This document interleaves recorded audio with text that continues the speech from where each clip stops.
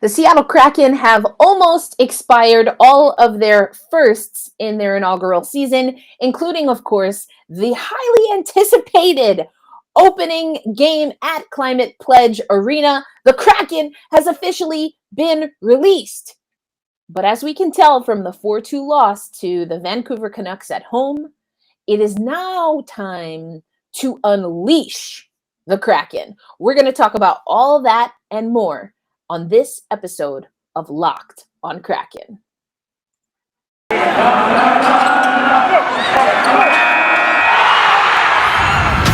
You are Locked on Kraken, your daily podcast on the Seattle Kraken, part of the Locked On Podcast Network, your team every day. We are the Seattle Kraken.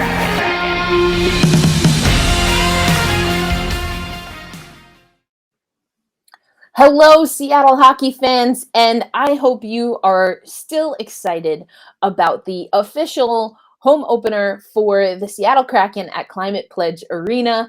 In case you missed it, the Seattle Kraken retired number 32 in your honor. If you are a fan of the Seattle Kraken, that's right. You were a part of one of the very first things that the Seattle Kraken did, and they raised the number 32 into the rafters. And I mentioned it. You can go check out Locked on NHL with Gil Martin. I mentioned it on that show for today that I thought it was great. I saw some people hating on it.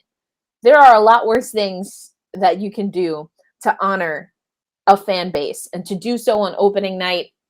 Congratulations to the fans. Congratulations to the Kraken. Stick taps to all of you. And again, thank you for making Locked on Kraken a part of your fandom, and making it a part of your first listen of the day. You're grabbing your Seattle coffee from your favorite place, or maybe driving to an ice rink yourself. Thank you so much for listening to Locked on Kraken. Now, you probably heard me, and I want to say it again so we get it right. We've been talking so much about release the Kraken, release the Kraken, release the Kraken. I'd say the Kraken is all but released. But now it's time to unleash the Kraken. Unleash the full potential of this team. And there's mixed opinion, both as far as the beat writers and even the Seattle Kraken team themselves, as to whether they are on track to unleash their full potential. So we're going to go over that on today's show. But in case you missed the home opener, the first ever home goal was scored by defenseman Vince Dunn in the waning seconds of the first period of the first ever home game for the Seattle Kraken. After that, we saw another defenseman and your captain, Kraken captain, Mark Giordano, score the second goal. Both of those goals led to a Kraken lead, but unfortunately, once again, the Kraken were not able to maintain the lead. They end up losing this 4-2 on an empty net goal, which is what tallied again for 4 goals allowed by the Seattle Kraken. Obviously, Philip Grubauer does not, that fourth goal does not go against him, but the third goal, the go-ahead goal, Gruby talked about that post-game. It was one that he definitely wants back. And so we'll start there. Grubauer feeling that he could have done better. Vince Dunn and feeling that he and his team could have done better. But then you had Mark Giordano and Coach Dave Haxtell a little bit more uplifting and took away more positives from the game. So who's right? Who's wrong? Well, maybe it's a little bit of both. I'll give you my analysis a little bit later in the game. But first, let me take you to a few experts. We're going to start from the team perspective with Alison Lukan, friend of the podcast, has been on the show before. And this article is called, for those watching on YouTube, I'll pull it up for you in just a moment, Measuring Progress in the Kraken Home Opener. And a lot of what was analyzed immediately following the game is that, well, let me go first to the beginning of the game. Before the game against Vancouver, I've talked about it on the podcast, it was all about getting in reps at practice. It was about getting the systems down and being able to execute them to proficiency and mastery in practice, so then it becomes a part of the muscle memory and take that into a game. But one of the things that Dave Haxtell said that he focused on was really being able to transition in and out of the neutral zone. So being able to defend upright when the opposing team is coming in to the Kraken zone, but also being sharper with their passing. If you heard the ESPN Plus broadcast, that was one of the things that the broadcasters, the announcers that were calling the game really nailed the Kraken and Vancouver at times at, but just the passing was not very crisp and sharp at times. Now, again, at moments in the game, it was spectacular, including in the first handful of seconds of the game, Yanni Gourde gets a breakaway. And, it was eventually the Vancouver, he didn't make anything of it, I guess is what I'm trying to say.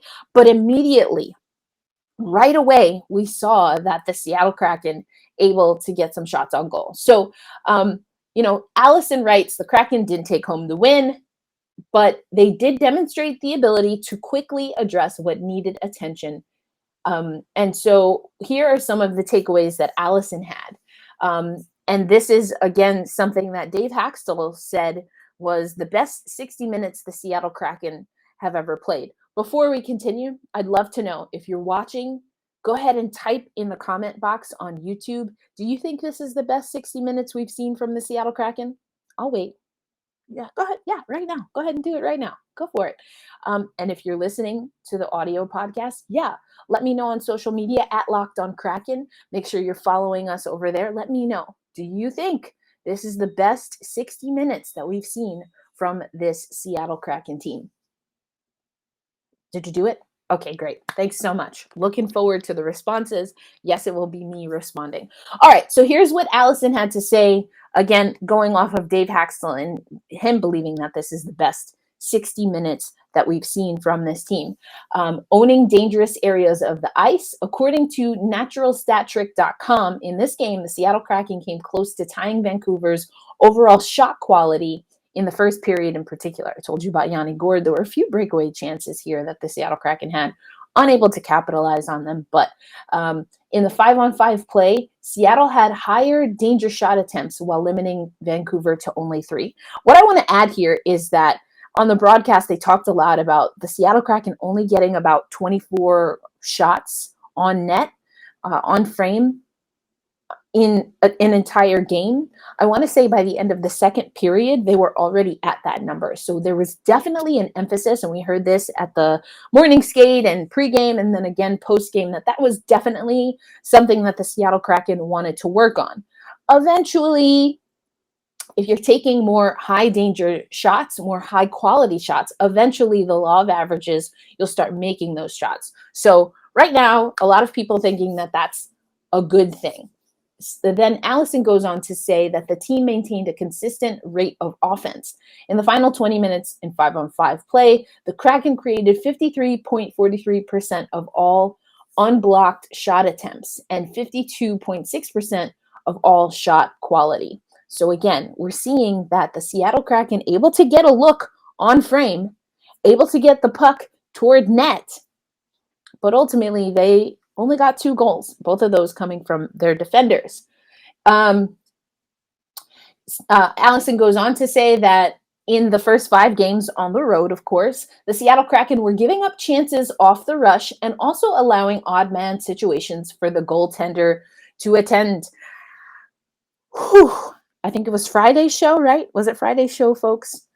Did you listen to Friday's show? Because I had a lot to say about this. I had a lot to say about defense. I got a little worked up, and I probably will again. But let's see. Did it get better? And we're going by the numbers. Analytics, or did I say that right, Chanel? You got to let me know. Allison in her analytics.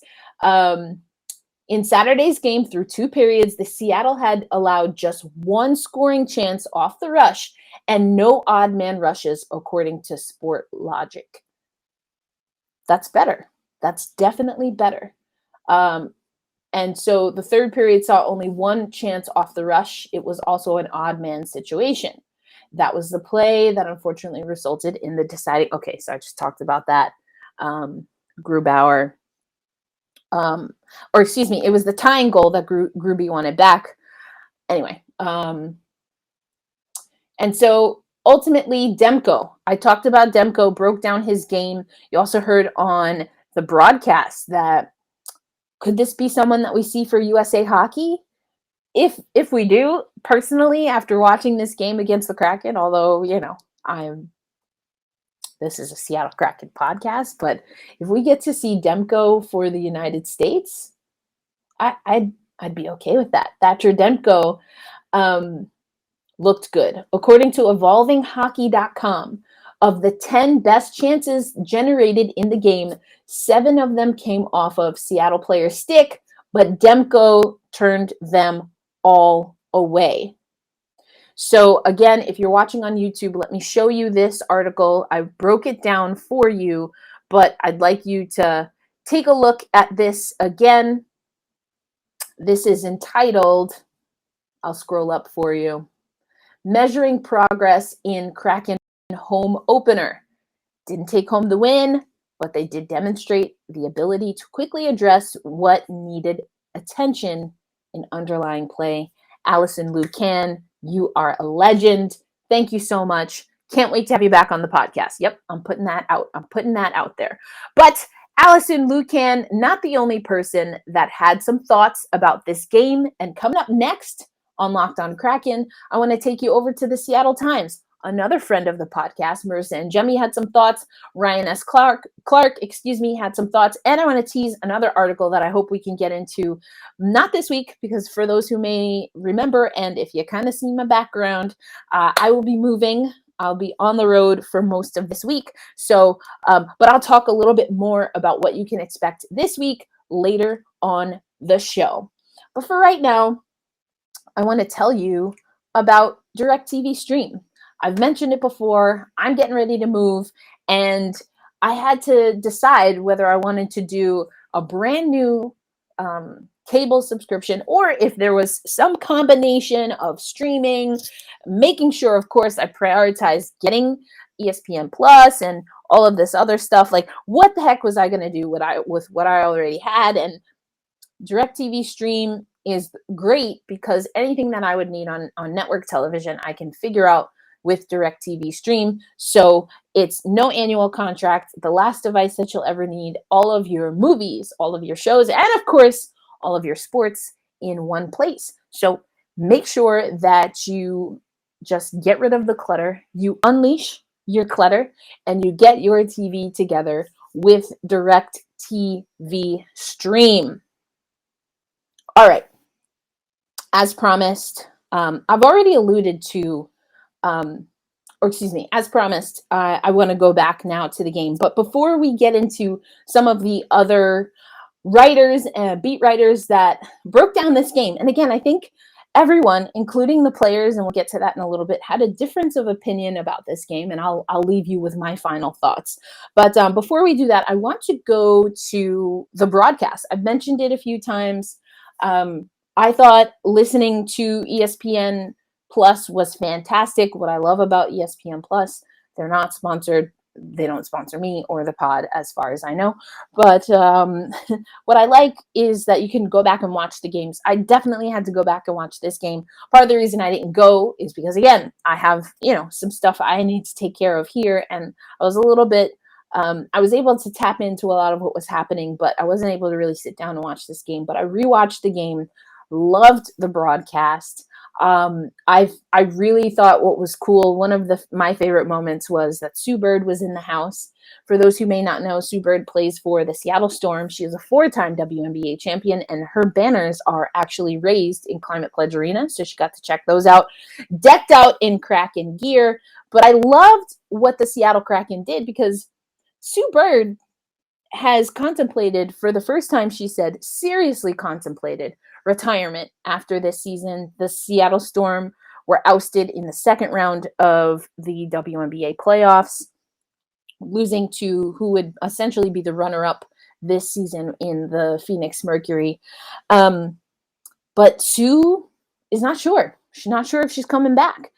And what I loved is that the Seattle Kraken took Sue Bird, not only gave her the full NHL experience, but also took Sue Bird to the locker room. I'm assuming it's the locker room where the Seattle Storm would be. So good job there. I'm thinking I mean, between the Twins, as they're called, or the two monitors, so there's no scoreboard right and Jumbotron right above the logo on the ice. They're to the side. I think that's pretty cool. I told you about number 32 being lifted into the rafters. It's the first number for the Seattle Kraken franchise to be retired. Macklemore was there. Sierra and Russell Wilson were there. I heard Anna Wilson was there.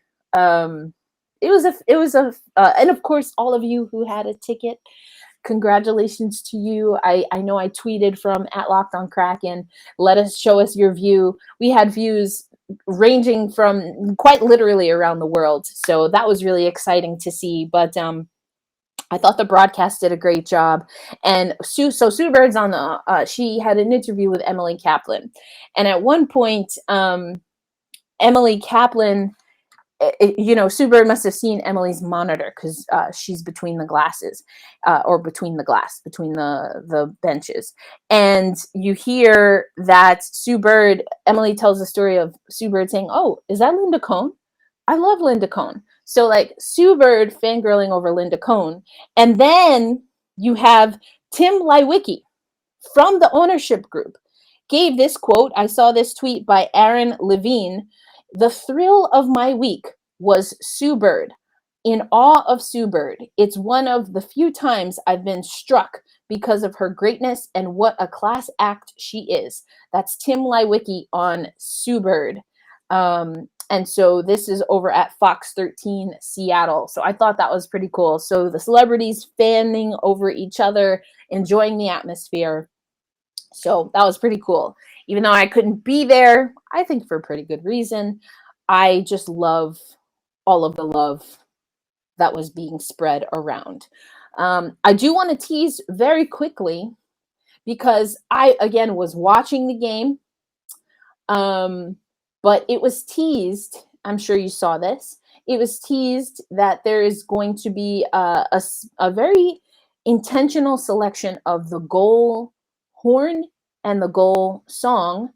And our good friend of the pod, hopefully soon to be guest of the pod, and that was Ryan S. Clark, Ryan Soto Clark, writes, "Fairy horns and Nirvana as Kraken open Climate Pledge Arena. Here's what you can expect to hear." And I'm just going to tease that. We're not going to get into it on today's episode because, one, I've talked about it before. You should know, if you are a long-term listener, a devout listener to the podcast, that indeed it is Nirvana's Lithium that is the goal song. The ferry boat sound, of course, will be the horn, the goal horn, for when the Seattle Kraken score. Now, here's the thing. I told you I listened back to the game, and I was paying close attention to see if I could hear either the horn or the song. You fans were so loud in Climate Pledge Arena, couldn't hear it. And I was trying really, really hard. I think maybe during Giordano's goal, during Gio's goal, I kind of heard it, but it was so loud in there. Everyone that was at the game, from the players to the broadcasters, talked about that. So again, stick taps to you for making it a barn that a lot of people from Vancouver to the Seattle Kraken think is going to be difficult to play in. But all right, so it's going to be a difficult barn to play in, but how is the team going to perform? So I want to take you now over to the Seattle Times. We're going to talk about Marissa and Jemmy's overview of the game. In a game with conflicting high danger chances, Kraken makes strides where it wanted to, and that's a good sign. So Marissa and Jemmy talking about this game. Even in a 4-2 defeat on Saturday night, even with its second blown third period lead of the season, that the Seattle Kraken was able to do nearly all of their main tasks for 60 minutes is a sign that it has the ability to improve. So what are those three things? I'm paraphrasing Marissa's piece a little bit here, but it opens with, it was about transition defense, neutral zone play, and the ability to limit scoring chances. So overall, some improvement. Was it enough to get the win? No, but some improvement. Entering Saturday, the Kraken had not a single period without allowing a high danger chance. That's a scoring chance or shot attempt underneath the circles and close to the net. All right, just for those you need. I love that Marissa gives that to you. They hadn't done that. They hadn't had a period where they didn't give up high chance and high danger shots all season. They finally did that in their first period against the Canucks and held them to just 2 high danger chances all night. So here's what Haxtell said. It was probably our best third and probably our best 60 minutes of the year. Alison Lukan's story alludes to that, but here's the quote. And that's pretty much what Dave said. It was a pretty even first period. Thought we were able to tilt the ice a little bit in the second period, which is what you want to be able to do against a team at the end of a road trip, that being Vancouver. We were able to do that in the third period. After getting the lead 2-1, we had 3 or 4 great chances to extend it and couldn't do it. But here's where things get interesting, because Vince Dunn felt that there was a little bit of an internal fire that was lacking, that was subdued by this team. I think it's more concentration and more competitiveness.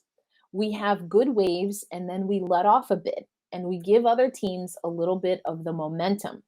Yeah, it's disappointing. Like I said, I think we're competing. We're trying to do the right things, but maybe sometimes, maybe trying to do a little bit too much at times. I think when we're fastest, we're predictable out there, making the game easy on each other. This is interesting. Vince Dunn, obviously dejected, was able to appreciate the historic aspects of the game, but when asked about the game was pretty critical of the team overall and of his performance, although he was one of the goal scorers. And I think this is interesting, the piece about trying to do a little bit too much at times, because when I was reporting in New Jersey, I actually asked Mark Giordano, I asked him, what do you need to do in practice to overcome a little bit of that? And he felt that the team was gripping their stick a little bit too much, almost trying too hard, wanting it too much. So the Kraken has been released, but has it been unleashed? Has this team been able to figure out how to truly control their game? And what do I mean by unleashed? Well, if you think about it like this, if you have usually a dog, right? You put that dog on a leash, or, I've talked to you about my mom's puppies before. They're being crated, and there's all kinds of things that you do with a new puppy or just a new dog when you introduce them into a new environment. What does it mean to be a defender for the Seattle Kraken? What does it mean to be a forward for this, a center, a goalie? You have to establish that this is a brand new team with a new head coach. And so the expectations are being built from the bottom up. And I suppose also from the top down, because Ron Francis put together this team as the general manager. So now what does it mean to have these players know the system, and have they perfected it? I'm not quite sure that they have. So the first step is knowing and understanding the system. The next step now is being able to, at will, execute the system. But I asked Dave Haxtell this also in training camp. It was right before their first preseason game. And in a preseason game, you have an idea and a concept, but you can't expect the systems to be within your bones.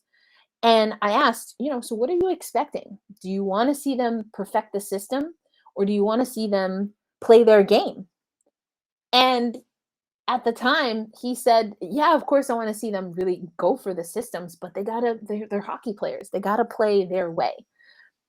I don't know that the Seattle Kraken have figured out that balance of knowing the system in and out, through and through. Not to mention, and I talked about this on Friday, but the lines changed again. for good reason. You get more people back into the lineup, but the lines changed yet again. So I don't think it's realistic to expect that this Seattle Kraken team has their systems down packed, that they are muscle memory at this point. And so they can't be completely unleashed. They're still in that training part. And so what will it take to unleash the Kraken? Well, I have one more beat writer that we're going to analyze their analysis from the game. And then I'll give you my final thoughts coming up next on Locked on Kraken. But first, let's talk about Built Bar. I told you we got the blueberry muffin flavor into the household, but I'm planning on a road trip. I'm planning this road trip. I'm planning a move. And so there are these energy packets that were sent to me a while ago, and I was waiting for a good reason to use them. And so I'm going to be really excited to report to you how these energy boosting, you kind of those packets that you put in 16 ounces of water. I'm really excited for that. But as with everything from Built Bar, we're talking amazing flavors. One of them is like a blueberry pomegranate. It already smells amazing. The powder smells amazing. I'm really excited to let you know how it tastes. There's a more traditional lemon lime, just like the more traditional 9 original flavors, like cherry barcia or strawberry, orange, double chocolate, which is my personal favorite. And then every once in a while, you get a fun flavor. I'm going to mention it. I'm going to mention cookie dough chunk. I also found one of the churro marshmallow, the churro puffs. So the puffs editions come with marshmallow in addition to being covered in chocolate, like all of the Built Bars. So I'm going to have a pretty fun time experimenting with some more Built Bar product. But if you want to check out Built Bar, we have a promo code for you. You're going to use LOCKED15 for 15% off at built.com. That's LOCKED15 for 15% off your next order at built.com. And there's so many delicious flavors. If you want to try a little bit of all of the 9 flavors, try the mixed box. You get 2 of each of the 9 original flavors. You're getting 4 to 5 carbs, net carbs per bar. You're getting 4 to 5 grams of sugar, anywhere from 130 to 150 calories overall, and it's packed full of protein. Built Bar, a sponsor of us here on the Locked On Network, and the official protein bar of the U.S. track and field team. All right, folks, let's get into it. We're getting close. I'm not going to leave this show without giving you my analysis, so we'll do that in a little bit. But first, I think this is a pretty good summary of how I feel. Ryan S. Clark tweeted his story and said, how did this game go? I guess it depends on who you ask. And it's Kraken lose inaugural home opener as further third period struggles reflect late game dynamics still under construction. So we see that Ryan essentially in his piece right here is talking about perspective. Haxtell and everyone else were direct about what needed to be done. It was about making the necessary changes in transition to ensure that those sequences would be more of a strength rather than a weakness. And we're talking about, again, in and out of the neutral zone. First of all, we settled things down a little bit in the neutral zone in terms of the way we approached our neutral zone play, Haxtell explained. Mostly just mentality and attitude of the players. You talk about having 5 guys in the picture going both directions. We did a pretty good job tonight. So he's talking 5-on-5. And remember, Allison talked about the 5-on-5 battle and how this was an improvement for the Seattle Kraken by the analytics. We did not give up a whole lot of off the rush.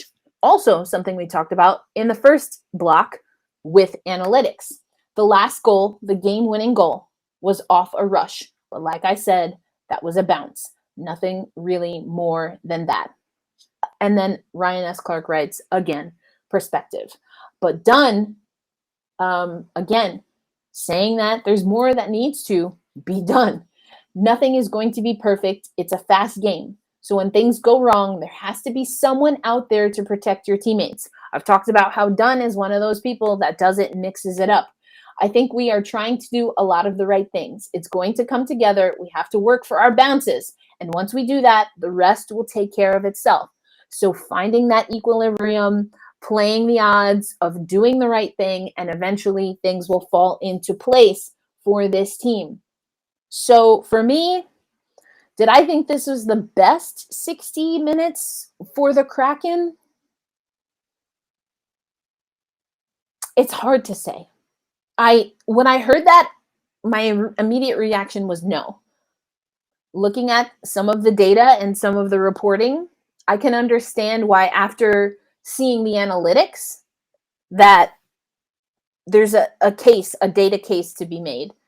But I've told you once, I'll tell you again, I'm an eye test type of person, and I'm leaning a little bit more on what Vince Dunn is saying here. Because,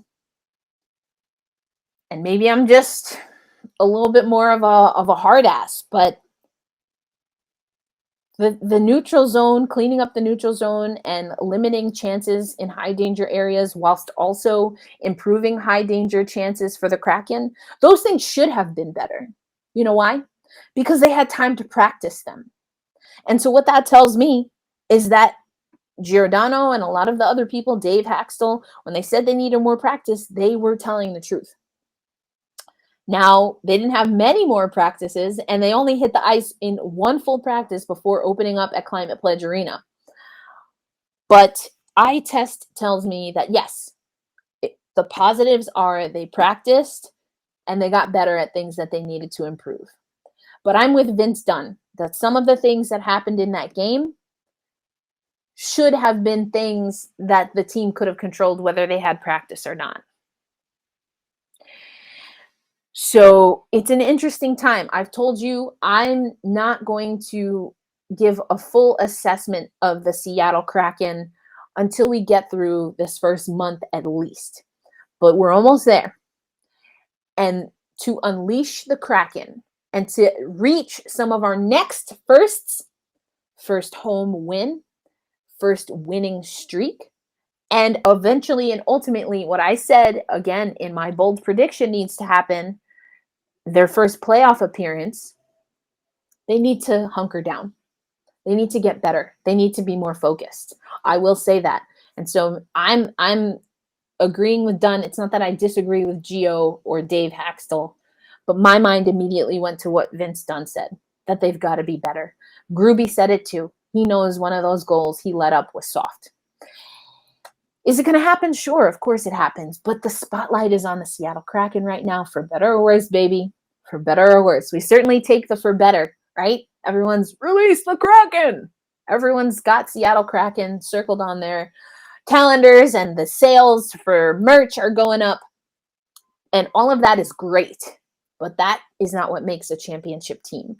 And my bold prediction, for those who don't remember, is over on our YouTube page. I'll link that up here somewhere. My bold prediction is that this Seattle Kraken team will win a Stanley Cup before the Golden Knights. And for that to happen, it's not enough to release the Kraken. We have to unleash the Kraken. And I think that's what Vince Dunn was getting at. But we will talk about that more. Again, I have some interviews with Sharon Nairi-Williams and Blake Bolden coming to you this week. So those will not be an analysis type podcast like this one. We've already recorded those. They are fantastic. They will be up on YouTube and anywhere you listen to podcasts, absolutely free. We thank you for making Locked On Kraken your first listen of the day, and you won't regret it this week in particular. A few other things. I have a segmented piece from Trey Matthews talking about Everett Fitzhugh, who made his radio debut. Remember, he was impacted by COVID, just like some of the players and staff. Ryan S. Clark has another fantastic article on that. And so, Everett, congratulations to you. And in honor of Everett making his first radio appearance in the regular season, I have Trey Matthews from Locked On Devils talking about his relationship with his mentor, Everett Fitzhugh, and what that means as a Black play-by-play hockey analyst. So that's going to be a lot of fun. That will be up on YouTube, and I will also make that audio available. That will be more of a bonus. And then make sure you're following Locked On Kraken. I've told you this last week a few times. I told you at the top of the show. I'm going to remind you because we have a game. We have games coming up this week. I will be on the road, but I will make sure to tap in on social media to give you what we call Locked On Nows or our post-game analysis. So if you want more of whether I think the Seattle Kraken has moved to release the Kraken, to unleash the Kraken, you're going to have to follow us on social media. Those will also be uploaded probably the next day on YouTube. Thank you, as always, for making Locked On Kraken your first listen of the day. I cannot overstate how much fun I'm having doing this podcast. I hope you're having an enjoyable time watching and listening. But I am your host, Erica Lindsay Ayala. As I get ready to move and I reset my backdrop, make sure that you are making Locked On Kraken a part of your routine. We are going to move from release to unleash, and we're going to talk about it right here. But now that you've listened to your first listen of the day, go head over to Locked On Fantasy Hockey. Now we've got our experts there that are ready to get you in a good position, not only to be prepared for your fantasy hockey season, but to win it all. And just like everything else, those episodes are absolutely free to all listeners. And Locked On Fantasy, our Locked On Fantasy shows have been killing it for basketball and hockey, so stick taps to them over there. But I am your host of Locked On Kraken, Erica Lindsay Ayala, reminding you to hold fast, stay true, and let's go Kraken.